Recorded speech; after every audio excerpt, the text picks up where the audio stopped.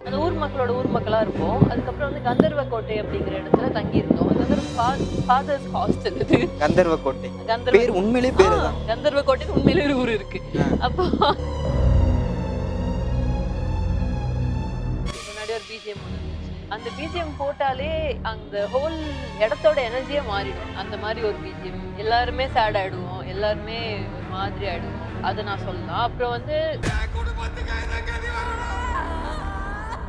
உண்மையிலேயே ஒரு 8.5 months பிரெக்னெண்டா இருக்கிற ஒரு பெண் வந்து எப்படி நடப்பாங்களோ, எப்படி உட்காருவாங்களோ, எப்படி எந்திரிப்பாங்களோ. நான் பொறுமையா தான் நடந்து வருவேன், பொறுமையா தான் உட்காருவேன். நான் வந்தோடனே சேர் எடுத்து போடுவாங்க. எல்லாருக்கும் தெரியும் நான் இந்த படத்துல நடிக்கிறேன்னு. சுத்தி இருக்கவங்க எல்லாரும் நம்ம செட்லயும் சரி, அங்க இருக்க மக்களும் சரி, இப்படிதான் ட்ரீட் பண்ணுவாங்க. மெதுவா வாமான்னு சொல்லுவாங்க. உண்மையிலே ஓ காட் பியூட்டிஃபுல் தான். பியூட்டிஃபுல்லான ஃபிலிம். 100% ரொம்ப பியூட்டிஃபுல்லான ஃபிலிம். எல்லா எமோஷன்ஸுமே நீங்க அதுல எதிர்பார்க்கலாம். கோபினாவும் சுதாகரனாவும் வந்து தே ஆர் கியூட்.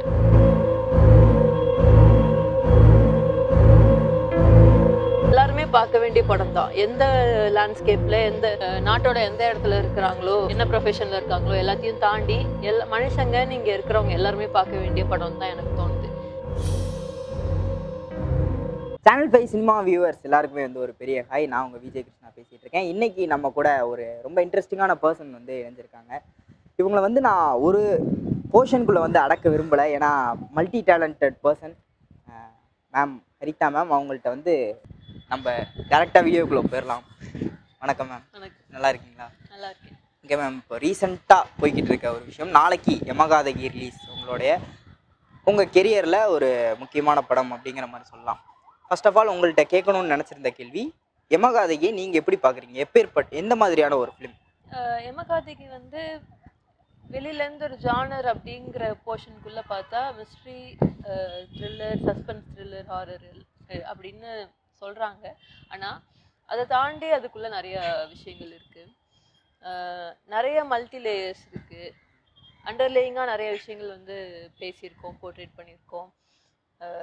அந்த லேண்ட்ஸ்கேப்பாக இருக்கட்டும், பேர்களாக இருக்கட்டும், கலர்ஸாக இருக்கட்டும், விஷுவல்ஸாக இருக்கட்டும், கேரக்டர்ஸாக இருக்கட்டும், கேரக்டர்ஸ் எல்லாருக்குமே வந்து சப்டெக்ஸ்ட் வந்து ரொம்ப ஸ்ட்ராங்காக இருக்குது. ரொம்ப ரொம்ப ஸ்ட்ராங்காக இருந்தது. ரொம்ப முக்கியமான ஒரு படம். ஸோ மேம், அப்படி இருக்கும்போது இந்த படத்தோட டிலே அப்படிங்கிறது ஒன்று இருக்கு இல்லையா? ஏன்னா ப்ரெஸ் மீட்டில் டைரக்டர் சார் சொல்லும்போது இது நாங்கள் குவாரண்டைன் அந்த பீரியட்லேயே வந்து எடுத்து முடிச்சிட்டோம் அந்த மாதிரி சொல்லியிருந்தாங்க. இந்த டிலே வந்து உங்களுக்கு எப்படி ஃபீல் ஆச்சு? எனக்கு மட்டும் இல்லை, எல்லாருக்குமே அது பெயின் தான். நம்ம நம்ம ஒர்க் பண்ண ஃபிலிம் வந்து நிறைய காரணங்கள்னால அது நம்ம கையில் இல்லாமையும் இருக்குது. சில டைம் டிலே ஆகிறது வந்து எல்லா ஆக்டர்ஸ்க்குமே எல்லாருக்குமே அது வந்து ஒரு பெயின்ஃபுல்லான விஷயம்தான். எல்லாரும் நம்பி வெயிட் பண்ணோம். சரி, என்னைக்கா இருந்தாலும் ஃபிலிம் வந்து it's going to come out and let's see what's happening அப்படின்னு. அந்த விஷயம் இப்போ நடக்கும்போது எந்த அளவுக்கு ஒரு ஃபீல் இருக்கு? சந்தோஷமா இருக்கு, சந்தோஷமா இருக்கு. எங்க எல்லாருக்குமே ரொம்ப சந்தோஷம். படம் ரிலீஸ் ஆக போகிறது, நாளைக்கு ரிலீஸ் ஆக போகுது. ஃப்ரெஷ் ஷோ போச்சு, சில ப்ரிவ்யூஸ் போச்சு, ஸ்பெஷல் ப்ரிவ்யூஸ் போச்சு. இன்னைக்கு நைட் செலிப்ரிட்டி ஷோ இருக்குது. நேற்று ஒரு ஷோ போச்சு, ப்ரீமியர் ஒன்று பண்ணோம். எல்லாருமே பார்த்த வரைக்கும் ஓவர்வெல்மிங்கான நல்ல மேசிவ் ரெஸ்பான்ஸ் தான் இருந்தது. நீங்கள் ஷூட் பண்ணும்போது உங்கள் கூட நடித்த கோ ஆக்டர்ஸ் எல்லாருமே வந்து ஃப்ரெஷ்ஷான ஃபேஸ் தான். யாருமே வந்து ரொம்ப தெரிந்த ஒரு ஆட்கள் கிடையாது. இப்போ அவங்களோட க்ரோத் எல்லாம் இருக்கும்ல இந்த சினி ஃபீல்டில், அதை பார்க்கும்போது உங்களுக்கு எப்படி ஃபீல் ஆகுது? ரொம்ப சந்தோஷமா இருக்கு. நான் ஒரு க்ரோத்தை அட்டெண்ட் பண்ணுறேன் அப்படின்னா எனக்கு எவ்வளோ சந்தோஷம் இருக்குமோ அதை விட கூட சில டைம் எனக்கு ரொம்ப சந்தோஷமா தான் இருக்கு. ஒரு ரீயூனியன் மாதிரி தான் ஆயிடுச்சு இப்போ இந்த படம். நாங்கள் எல்லாரும் அப்படிதான் அங்கே இருந்தோம். ஒரு 37 days கிட்ட ஷூட் வந்து தஞ்சாவூரில் குருவாடிப்பட்டிங்கிற ஊரில் நாங்கள் ஷூட் பண்ணோம். அந்த ஊர் மக்களோட ஊர் மக்களாக இருப்போம். அதுக்கப்புறம் வந்து கந்தர்வ கோட்டை அப்படிங்கிற இடத்துல தங்கியிருந்தோம். அது வந்து ஒரு ஃபாதர்ஸ் ஹாஸ்டல் இது. கந்தர்வ கோட்டை. பேர் உண்மையிலேயே பேரு தான். கந்தர்வ கோட்டைன்னு உண்மையிலே ஒரு ஊர் இருக்கு. அப்போ அங்கே ஸ்டே பண்ணியிருந்தோம். அது எப்படின்னா ஸ்கூல் ஹாஸ்டல் மாதிரி. ஃபாதர் வந்து நாங்கள் நைட்டு லேட்டாக வந்தோம்னா கூட உள்ளே போய் தூங்கிடணும், காலையில் இந்த டைமில் எந்திரிச்சிடணும். அதெல்லாம் எங்களையும் சேர்த்து அவர் ப்ராக்டிஸ் பண்ணிக்கிட்டு இருந்தாரு. ப்ராக்டிஸ் ஐ மீன் அது அப்படி இருந்தது. ஒரு கான்வென்ட்குள்ளே போய் திருப்பி இத்தனை வருஷம் கழிச்சு ஸ்கூல் காலேஜ்லாம் முடிச்சு எல்லா பெரியவங்க சின்னவங்க எல்லாருமே அங்கே அப்படி இருந்தாங்க. அது ரொம்ப அழகான எக்ஸ்பீரியன்ஸ் தான். எப்படி ஆயிடுச்சுன்னா, ஒரு ஃபார்மலாக ஒரு அகாமடேஷன் அவுட்டோர் ஷூட் போகிறோம், நம்ம தங்குறோம் ஒர்க் பண்றோம் அப்படின்னு இல்லாம ஒரு க்ளோஸ் ஃப்ரெண்ட்ஸா ஃபேமிலியா அந்த மாதிரி தான் ஃபீல் அவுட்டிங் ட்ரிப்பிங் போன ஒரு ஃபீல்ல இருந்துச்சு. அந்த மாதிரி. ஆனா பயங்கர ஹார்டா ஒர்க் போச்சு, ரொம்ப ஹெக்டிக்கா. நிறைய நாள் நைட் ஷூட் போச்சு. ஒரு மாதிரி சில டைம் நிதானமே இல்லாத அளவுக்கு ஒர்க் பண்ணியிருக்கோம். எல்லாருமே heart and soul and blood and sweat போட்டு தான் ஒர்க் பண்ணியிருக்கோம் எல்லாருமே. ஓகே மேம், இப்போ அந்த இடத்துல அந்த ஊர் பேர் அந்த கந்தர்வக்கோட்டைன்னு கேட்கும்போதே ஒரு ஹாண்டட் ஃபீல் வந்து எனக்கு வருது அந்த ஊர் மேலே. ஸ்டோரியும் அந்த மாதிரி ஒரு ஸ்டோரி தான், ஒரு ஹாரர் த்ரில்லர் மாதிரி தான். கந்தர்வக்கோட்டையில் ஸ்டே பண்ணோம், குருவாடிப்பட்டியில் ஷூட் பண்ணோம். ஓகே, கிட்டத்தட்ட சுற்றி அதே மாதிரி சரௌண்டிங்னு வச்சுக்கோங்களேன்.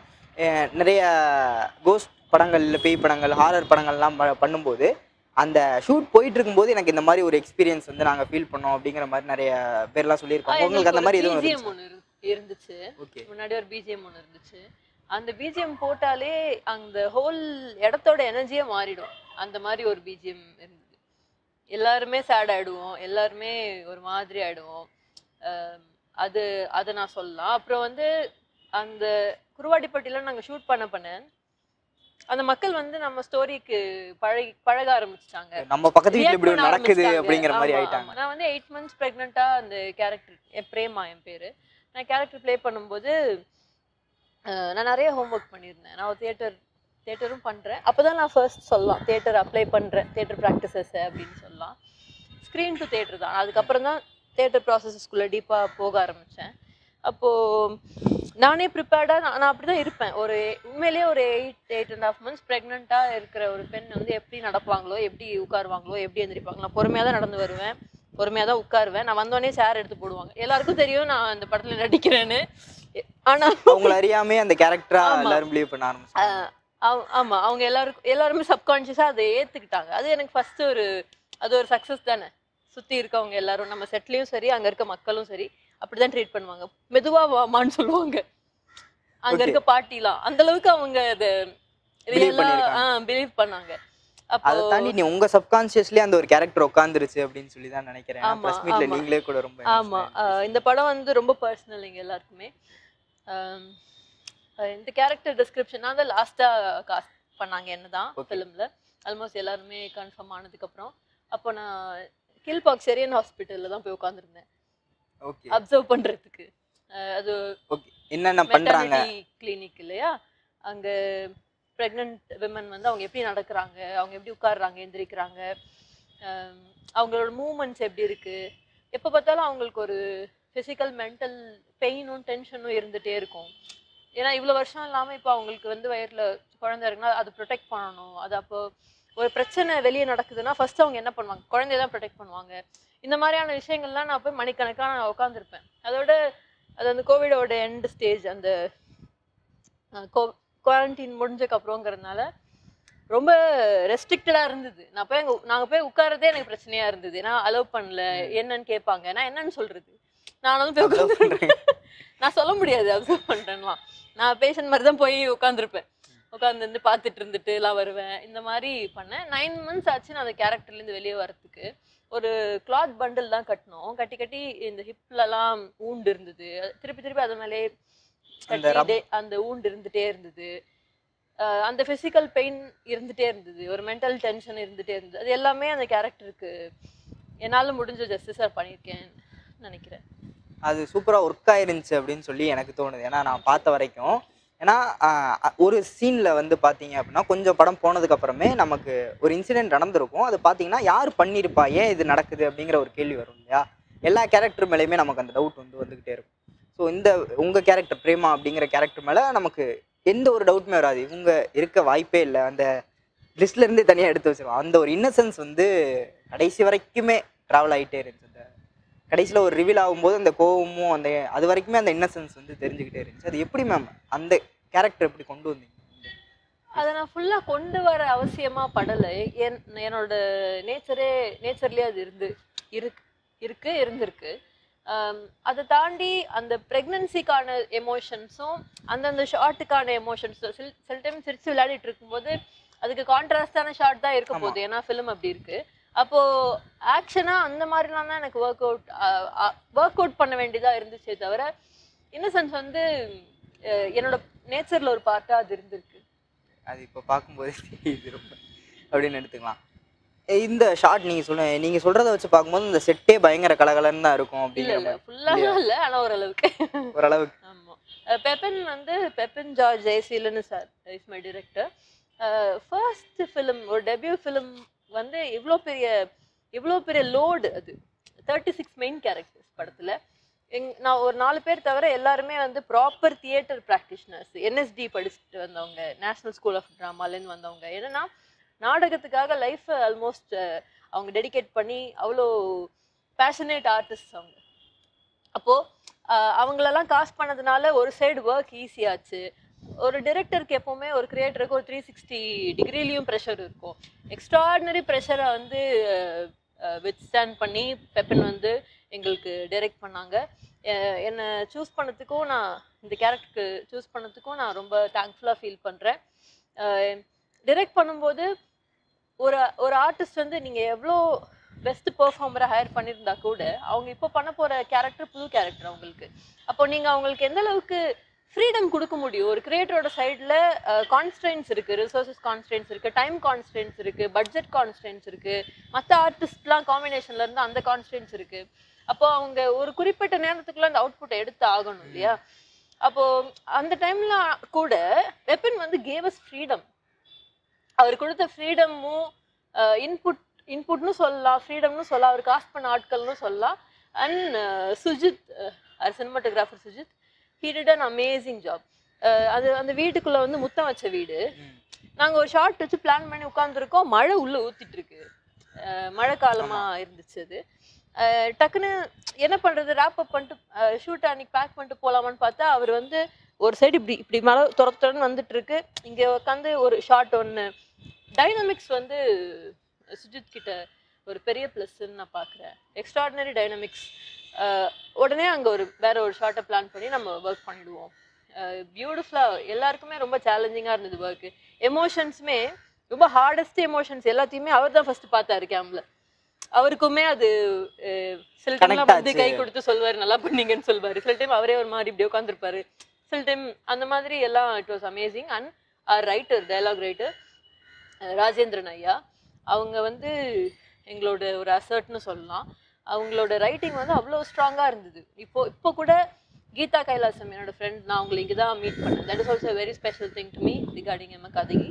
ஸோ அவங்க பேசின சில டயலாக்ஸ்லாம் இப்போ கூட படம் பார்க்கலனாலுமே என் மைண்ட் அதை நான் நினச்சேன்னா பகீர்னு இருக்கும். அந்த அளவுக்கு அவர் எழுதியிருந்தார். எந்த ஒரு வேர்டுமே கூட வேஸ்ட் பண்ண மாதிரி, ஒரு வேர்டு கூட டைல்யூட்டடா. இப்போ நான் ஒரு சீரீஸ் இப்போ பார்க்குறேன், சொல்லக்கூடாது, பார்க்குறேன். எனக்கு எப்படி இருக்குன்னா, இதுக்கு எதுக்கு சிலது ரொம்ப நல்லா இருக்கு, சிலது டயலாகே இல்லை, அது ரொம்ப அபத்தமா சிலது இருக்கு, ரொம்ப அவேவா இருக்கு. கதை நல்லா இருக்கு, ஆனால் டயலாக் அவேவா இருக்கு. அந்த இடத்துல எதுவும் பேசாமல் இருந்தால் நல்லா இருந்திருக்குங்கிற மாதிரிலாம் சில டைம் அந்த மாதிரிலாம் இருக்கும்போது, ஐ மீன் அப்படி கம்பேரிசன் இல்லாமல் I am trying to say that I am so proud of my dialogue ரைட்டர்னு சொல்றேன். So that also added on. Ma'am இப்போ ஸ்பாட்ல நீங்க இந்த விஷயங்கள் சூப்பரா வந்திருக்குங்கிறத தாண்டி நல்ல பொட்டன்ஷியல் பர்சனோட நாங்க வர்க் பண்ணிருக்கோம்னு மீன் பண்றேன். அந்த ஒரு விஷயம் வந்து இன்னும் கொஞ்சம் பெருமையாவே இருக்கு. ஆமா, சின்சியரான எஃபர்ட் நம்ம கொடுத்துருக்கோம் அப்படின்னு.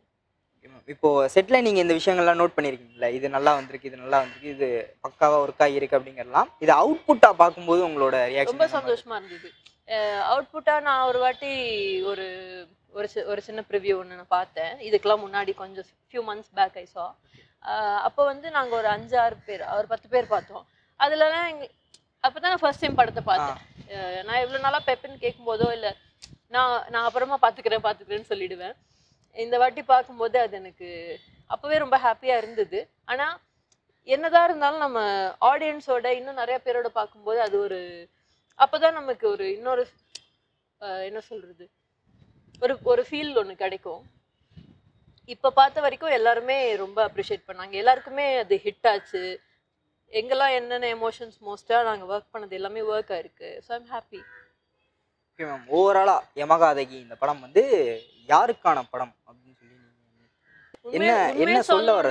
எல்லாருமே பார்க்க வேண்டிய படம் தான். எந்த லேண்ட்ஸ்கேப்பில் எந்த நாட்டோட எந்த இடத்துல இருக்கிறாங்களோ, அது என்ன ப்ரொஃபஷனில் இருக்காங்களோ எல்லாத்தையும் தாண்டி மனுஷங்க நீங்கள் இருக்கிறவங்க எல்லாருமே பார்க்க வேண்டிய படம் தான் எனக்கு தோணுது. ஏன்னா இப்போ நம்ம வந்து கேட்டகரைஸ் பண்றோம் இல்லையா, கேட்டகரிஸ்க்குலாம் உள்ள அதோட அண்டர்லேயிங் அந்த லேயர்ஸ் எல்லாமே வந்து மனுஷனுக்கு பொதுவானது. அன்பு வந்து அன்கண்டிஷனலா இருந்துச்சுன்னா இந்த மாதிரி ஒரு விஷயம் நடக்க போறது இல்ல. அந்த மாதிரி தான் அது இருக்குன்னு தான் நான் பார்க்குறேன் என்னோட பார்வையில். மனிதனா பிறந்த எல்லாரும் பார்க்க வேண்டிய ஒரு படம் ஆமா. அப்படிங்கிற ஓகே மேம். இப்போ அப்பார்ட் ஃப்ரம் யமகாதகி அப்படி பார்க்கும்போது உங்களோட அடுத்தடுத்த ப்ராஜெக்ட்ஸ் பார்க்கும்போது எனக்கு இன்ட்ரெஸ்டிங்காக 2 ப்ராஜெக்ட் வந்து கேட்கணுங்கிற மாதிரி தோணுச்சு. முதல் விஷயம் வந்து பைசன். நாளைக்கு மாரி செல்வராஜ் அவர்களோட பிறந்தநாளை முன்னிட்டு ஒரு போஸ்டர் வந்து ரிலீஸ் பண்ண போகிறாங்க, ஃபர்ஸ்ட் லுக். எவ்வளோ ஆர்வமாக இருக்கீங்க நீங்கள் அந்த ப்ராஜெக்ட்டுக்காக? நீங்க எந்த அளவுக்கு ஆர்வமா இருக்கீங்களோ அதே அளவுக்கு நானும் ஆர்வமா இருக்கேன். எல்லாரும் டைரக்டர் மாரி செல்வராஜோட ஒர்க்ஸ் எப்படி எக்ஸ்பெக்ட் பண்ணி எவ்வளோ ஈகரா எவ்வளோ இன்டென்ஸாக இருக்க போகுதுன்னு வெயிட் பண்ணுறாங்களோ அதே அளவுக்கு இன்டென்சிட்டியோட தான் நானும் இருக்கேன். ஒரு ஸ்போர்ட்ஸ் பர்சன் பேஸ் பண்ண ஒரு கபடி பிளேயரை பேஸ் பண்ண ஒரு கதைங்கிற மாதிரி சொல்லிட்டு இருந்தாங்க. அப்படி இருக்கும்போது இவரோட அட்டம்ப்ட்டுங்கிறது ஒன்று இருக்குல்ல, ஒரு ஸ்போர்ட்ஸ் பர்சனை இவர் எந்த மாதிரி அப்ரோச் பண்ணியிருக்காரு அப்படிங்கிறத நீங்கள் மோஸ்ட்லி படத்தில் இருக்கனால கேட்குறேன், எந்த மாதிரியான ஒரு அப்ரோச்சாக இருக்கும்? இவரோட அப்ரோச்சஸ் முன்னாடி பார்த்துருப்பீங்க நீங்க. ஒரு எடுத்தாருன்னா அது அவரோட பார்வையில் அது எப்படி இருக்கு, அது எப்படியா வெளிக்கொண்டு வராருன்னு. அதே மாதிரி இன்டென்சிட்டி நிறைந்த அப்ரோச் தான். அப்படிதான் என்னால் சொல்ல முடியுது.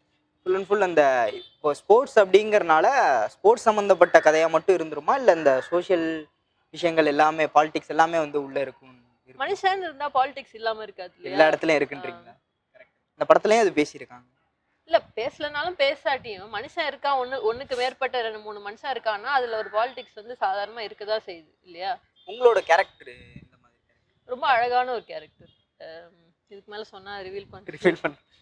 சரி ஓகே, நம்ம முக்கியமான ஒரு கேரக்டர், ரொம்ப அழகான ஒரு கேரக்டர். அப்ராப்டா அடுத்த கொஸ்டினுக்கு வந்து போயிடலாம். பார்த்தீங்கன்னா இதே மாதிரி இன்னொரு இன்ட்ரெஸ்டிங்கான ஒரு மூவி வந்து ஓ காட் பியூட்டிஃபுல், கோபி சுதாகர் அவங்க ஒரு மூவி. அந்த படத்தை பற்றின உங்களோட எக்ஸ்பீரியன்ஸ்னா இவங்கள பேசினாலே நம்ம இன்னொரு 1 மணி நேரம் பேசலாம், அந்த அளவுக்கு இன்ட்ரெஸ்டிங்கான கேரக்டர்ஸ் அவங்கள பற்றி உண்மையிலே ஓ காட் பியூட்டிஃபுல் தான். பியூட்டிஃபுல்லான ஃபிலிம், 100% ரொம்ப பியூட்டிஃபுல்லான ஃபிலிம். எல்லா எமோஷன்ஸுமே நீங்கள் அதில் எதிர்பார்க்கலாம். கோபினாவும் சுதாகரனாவும் வந்து தே ஆர் கியூட். அவங்களோட யூடியூப்பில் அவங்களோட க்ரியேஷன்ஸும் பெர்ஃபார்மன்ஸஸும் நீங்கள் பார்த்துருப்பீங்க. இதில் வந்து அவங்க ப்ராப்பர் ஆக்டர்ஸாக இருந்தால், அவங்க ப்ராப்பர் ஆக்டர்ஸாக இருந்திருக்காங்க இந்த ஃபிலிமில். ரொம்ப அழகாக ஒர்க் ஆயிருக்கு, எல்லாமே ரொம்ப அழகாக ஒர்க் ஆயிருக்கு. I would love to definitely talk about my director, Vishnu Vijayan. He's an amazing creator. I also got as a friend, I got a new friend, I could say. In the film release ஆகும்போது things won't be the same like this for him and for all of us. இது ரொம்ப அழகான படம். கண்டிப்பாக எல்லாருமே குழந்தைங்கள்லேருந்து பெரியவங்கள்லேருந்து எல்லாருக்கும் ரொம்ப பிடிச்சிரும். கண்டிப்பாக எல்லாரும் பார்க்கணும் போய் அந்த மாதிரி ஒரு film. ஏன்னா மேம் இப்போ அவங்களோட வீடியோஸ் நம்ம பார்த்தோம்னாலும் அவங்க விளாக் எல்லாமே அவங்களோட கேரக்டர்ஸே வந்து பயங்கர ஹைப்பரா ஜாலியாக தான் இருந்த செட்லேயும் வந்து அந்த மாதிரி தான் இருப்பாங்களா, இல்லை அங்கே சீரியஸ் ஆகிட்டாங்க? அமைதியாக இருப்பாங்க. அவங்க பாட்டு அவங்க உண்டு, அவங்க ஒர்க் உண்டுன்னு இருப்பாங்க. ஸ்வீட் பீப்புள், அந்த கைண்டாக தான் இருப்பாங்க. அவங்க பாட்டு அவங்க இருப்பாங்க. இல்லை அந்த ஒர்க் அவங்க படம் அப்படிங்கும்போது சீரியஸாக இது பண்ணணும், கரெக்டாக அது பண்ணணும். கண்டிப்பாக ஹார்ட் ஒர்க் பண்ணியிருக்காங்க, ரொம்ப ஹார்ட் ஒர்க் பண்ணியிருக்காங்க. எல்லா எமோஷன்ஸும் இருக்குது அப்படின்னா இவங்க இதில் கேரி பண்ணுற எமோஷன்ஸ் வந்து சில வகையான எமோஷன்ஸ் தான் நம்ம யூடியூப்லேயும் ரீல்ஸ்லையும் பார்க்குறோம் இல்லையா? இதில் எல்லாமே இருக்குது அப்படின்னா அவங்க தனியாக வேறு ஆஸ்பெக்ட்ஸ்க்கு நிஜமாவே ரொம்ப ஹார்ட் ஒர்க் பண்ணியிருக்காங்க, டெடிகேஷனோட ஒர்க் பண்ணியிருக்காங்க. லாஸ்ட்டாக ஒரு கொஸ்டின் மேம், இப்போது மறுபடியும் ஜம்ப் இன்டு யமகாதகி உமன்ஸ் டே ஸ்பெஷலாக நாங்கள் இந்த படத்தை வந்து ரிலீஸ் பண்ணுறோம் அப்படிங்கிற மாதிரி டைரக்டர் வந்து சொல்லியிருந்தாரு. ஸோ நீங்கள் அதை பற்றி என்ன நினைக்கிறீங்க? உமன்ஸ் டேக்கு உங்களுடைய ஒரு பதிவு இப்போ இருக்கிற சுச்சுவேஷன். நீங்கள் வந்து உலகத்தில் ஒரு உமன் இல்லாமல், இதை நான் வந்து ஒரு ஆதிக்க தொனியில் நான் இது சொல்லலை, அன்பாக ஃப்ரெண்ட்லியாக சொல்கிறேன்னு எடுத்துக்கலாம். ஒரு உமன் இல்லாத இந்த உலகம் வந்து இல்லை. உமன்ஸ் டே செலிப்ரேட் பண்ணி தான் அந்த உமனை வந்து நம்ம செலிப்ரேட் பண்ணணும்னு அவசியம் இல்லை. எல்லா நாளும் அவங்களுக்குள்ள அன்பையும் மரியாதையும் நம்ம கொடுக்குறோம் அப்படின்னா அதுவே ரொம்ப போதுமானதாக இருக்கும்னு நம்புகிறேன். அப்படிதான் நான் பார்க்குறேன். அப்புறம் இந்த ஃபிலிமில் நாங்கள் நிறையா விமன் வந்து ஒர்க் பண்ணியிருக்கோம், நிறையா பெண்கள், அழகான பெண்கள் ஒர்க் பண்ணியிருக்கோம். ரூபா கொடுவையூர் அவங்க வந்து ரொம்ப அழகாக ஒர்க் பண்ணியிருக்காங்க. லாங்குவேஜஸ்லாம் பேரியர்ஸ்லாம் இருந்துச்சு, ரொம்ப டெடிகேஷனோட நாங்கள் உட்காந்து டயலாக்லாம் மனப்பாடம் பண்ணி பேசுவோம் கொள்வோம் அப்படிலாம். அதோட அந்த மூமெண்ட் அரெஸ்ட் ஆகி படுத்திருக்கிறதே ஒரு பெயின், பாடி பெயின். அதோட நீங்க போஸ்டர்ஸ்லாம் கூட பார்த்துருப்பீங்க, மஞ்சள் முகத்துல பூசி பூசி வச்சிருக்கோம் ஃபுல்லா. அதனால அவங்களுக்கு ஃபீவர்லாம் வந்தது. இருந்தாலும் she withstood and she worked with this. Geetha Kailasam வந்து இப்போ கொஞ்ச நாள் முன்னாடி அமரன், அப்புறம் சர்பட்டா, நவரசா எல்லாத்துலேயுமே அவங்க ஒர்க் வந்து ஒரு தனிப்பட்ட ரெக்கக்னிஷனை கண்டினியூஸாக ரிசீவ் ஆகிட்டே தான் இருக்குங்கிறது தான் நான் பார்க்குறேன். என் ஃப்ரெண்டுங்கிறத தாண்டி ஒரு ஆர்டிஸ்டாக, ஒரு ஃபெலோ ஹியூமனாக நான் பார்த்தாலுமே அதுதான் உண்மை. இந்த படத்தில் யமகாதகியில் கீதாவோட பெர்ஃபார்மன்ஸஸ் வந்து it is going to some other levels. அவ்வளோ பியூட்டிஃபுல்லாக பண்ணியிருக்காங்க. அப்புறம் மெலடின்னு ஒரு தியேட்டர் ஆர்டிஸ்ட் பண்ணியிருக்காங்க, ஒரு நேஷனல் ஸ்கூல் ஆஃப் ட்ராமாலேருந்து வந்தவங்க. அவங்க பூஜா ராமகிருஷ்ணன் ஒரு ஆக்டர், அவங்களும் பியூட்டிஃபுல்லாக ஒரு ஷார்ட் கூட டைல்யூஷன் இல்லாமல் ஒர்க் பண்ணியிருக்காங்க. பொற்கொடி நானும் பண்ணியிருக்கேன். இந்த மாதிரி ஒரு பாட்டி இல்லை 2-3 பாட்டி, அவங்க எல்லாருமே ரொம்ப அழகாக ஒர்க் பண்ணியிருக்காங்க. இதுதான். ஓகே மேம், படம் நான் பார்த்த வரைக்கும் ரொம்ப ரொம்ப சூப்பராக வந்திருக்கு. ஆடியன்ஸ் கிட்ட நாளைக்கு கொடுக்க போகிறோம். ரிசல்ட்டும் நல்லபடியாக வரும் அப்படின்னு என்னுடைய வாழ்த்துக்கள். என் சார்பாகவும் எங்கள் சேனல் சார்பாகவும் தேங்க்யூ ஸோ மச். உங்களுடைய நேரத்தை ஒதுக்கி என்னோட டார்ச்சரான கேள்விகளுக்கெல்லாம் இல்லை, it was a nice interview, neat interview. Thank you.